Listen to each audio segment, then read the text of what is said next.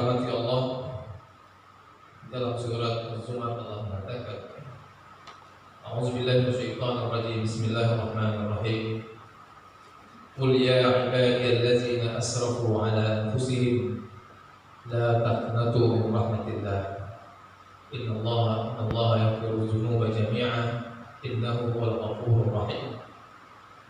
Wa anibu ila rabbikum wa aslimu lahu min qabli an ya'tiyakumul azab wa hum la yunsarun. Katakanlah Muhammad, wahai hamba-hambaku Allah, qul ya ibadiyallazina asrafu, katakanlah wahai hamba-hambaku yang selama hidupnya selalu bertindak melampaui batas terhadap dirinya sendiri. Allazina asrafu ala anfusihim la taqnatu min rahmatillah. Janganlah kalian sekali-kali putus asa dengan rahmat Allah. Sesungguhnya Allah itu innallaha yaghfiru dzunuba jami'a. Sesungguhnya Allah mampu atau berkuasa untuk menghapuskan seluruh dosa yang ada pada manusia itu. Innahu huwal ghafurur rahim. Sesungguhnya Allah itu Maha Pengampun lagi Maha Penyayang. Dan kembalilah kalian semua kepada Tuhan kalian. Wa anibu ila rabbikum wa aslimu lahu. Dan berserah dirilah kepada Allah sebelum datang azab atau sebelum datang kematian. Dan pada waktu itu tidak ada yang bisa menolong. Ayat ini menurut para ulama ayat yang menggembirakan bagi hamba-hamba Allah, karena di situ disampaikan adanya sifat-sifat Allah Maha Pengasih dan Maha Penyayang, Maha Pengampun. Allah itu mampu menghapus, mampu mengampuni segala dosa-dosa yang telah diperbuat oleh manusia. Dan pada waktu yang bersama memang keampunan dan penghapusan dosa-dosa itulah yang sangat diharapkan oleh seorang hamba. Jadi muka bumi ada hamba itu yang asrafu ala anfusihim, ada mereka-mereka itu yang sudah melampaui batas dalam melakukan kesalahan-kesalahan dan melanggar aturan-aturan Allah, tidak menjalankan apa yang diperintahkan oleh Allah. Allah sebut mereka itu adalah orang-orang yang telah melampaui batas terhadap diri mereka sendiri. Sejak usia balik berakal, mungkin remaja, dewasa, menikah, beranak, lalu menantu, ada di antara manusia itu yang tidak juga menjalankan apa yang Allah perintahkan. Yang ringan itu sholat 5 waktu. Kita tidak bisa menutupi banyak di lingkungan kita ini yang masih sholat saja masih bermasalah. Sholat 5 waktu saja masih bermasalah. Puasa di bulan Ramadannya bermasalah. Orang puasa banyak kita dapatkan.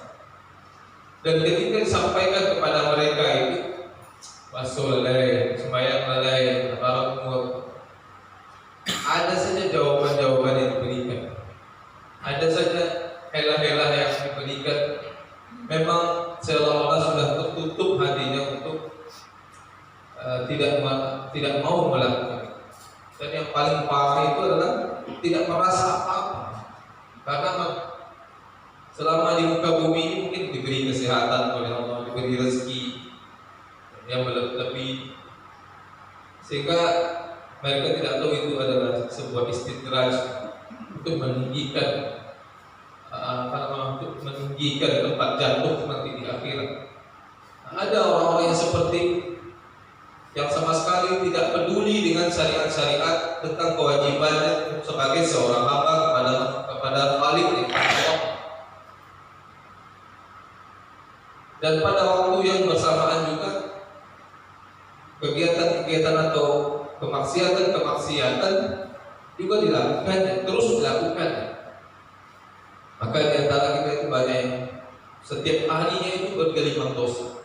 tergantung lingkungannya. Ada yang seperti itu, bergelimang dosa, hidup dalam lingkaran setan dari pagi itu sampai malam itu. Ada orang yang seperti itu, yang dia dalam lingkaran setan saja, berdosa, terbiasa dengan kemaksiatan. Nah, orang-orang seperti ini sebenarnya adalah yang disebut oleh namanya asrafu ala nafsi, dan ibu ke diri. Orang-orang yang tidak kasihan dengan dirinya sendiri. Makanya Allah sebut asraf, yang telah berlebihan terhadap dirinya sendiri. Tak kasihan dia dengan nasib badannya itu nanti ketika di akhirat. Namun kaum muslimin yang dirahmati Allah, kalau ada orang-orang seperti ini kita temui lalu mereka ingin kembali kepada Allah, maka Allah berikan kabar gembira ini. Jadi mereka tidak bisa mengatakan saya kembali kepada Allah tapi berhala. Rasul-rasul yang mungkin Allah mengampuni kesalahan-kesalahan yang telah meraja sejak kali muncul mulai sampai langsung yang baru ini rencana baru kira-kira lain kali terima apa tidak. Maka Allah katakan la taqnatu min rahmatillah. Maka janganlah sekali-kali putus asa dengan rahmat Allah itu, dan Allah mampu menghapuskan seluruh dosa yang ada pada manusia. Dalam sebuah hadis Allah katakan, inna rahmati wasi'at kulla syai'in. Sesungguhnya rahmat Allah itu luasnya itu melebihi segala sesuatu. Luasnya itu melebihi segala luasnya dari apa yang ada di muka bumi dan langit. Itu luasnya rahmat Allah itu, maka tidak ada yang tidak mungkin bagi Allah untuk menghapuskan dosa manusia itu. Allah juga katakan dalam hadis lain itu, jikalau seorang hamba itu datang, jikalau seorang hamba itu sudah sampai law balagat dzunubaka anan sama thumma astaghfartani la ghafarta. Kata Allah, wahai ibn Adam, kalaulah sampai dosamu itu setinggi langit, lalu engkau meminta ampun kepadaku, kata Allah, maka pasti akan aku ampuni dosamu. Kemudian dalam hadis lain juga, kalaulah seandainya seorang hamba itu mendatangi Allah dengan dosa yang seberat bumi ini, sebesar bumi ini, lalu dia tidak mensyirikatkan Allah, mempersyirikatkan Allah dengan segala sesuatu pun, maka Allah akan pasti mendatangkan ampunan sebesar bumi itu. Artinya memang tidak ada dosa-dosa yang tidak diampuni oleh Allah selagi manusia itu mau meminta ampun kepada Allah.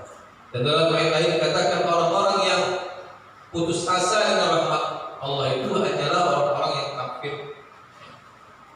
Orang-orang yang putus asa dengan rahmat Allah itu adalah orang-orang kafir saja, atau orang-orang yang zalim.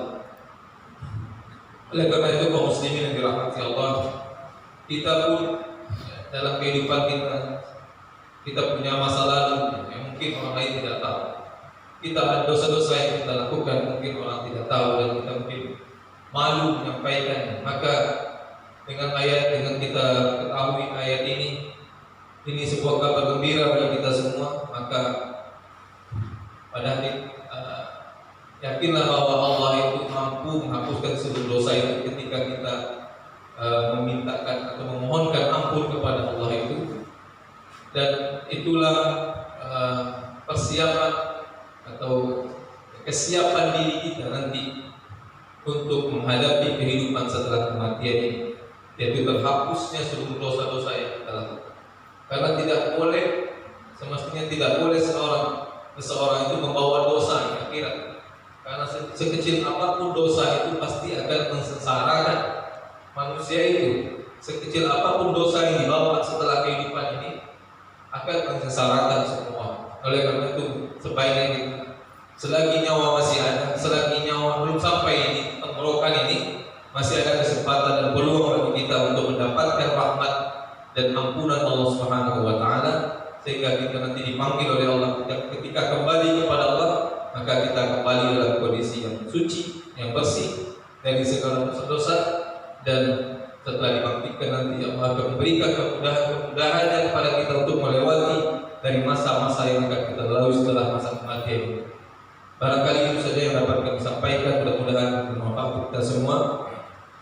Terima kasih segala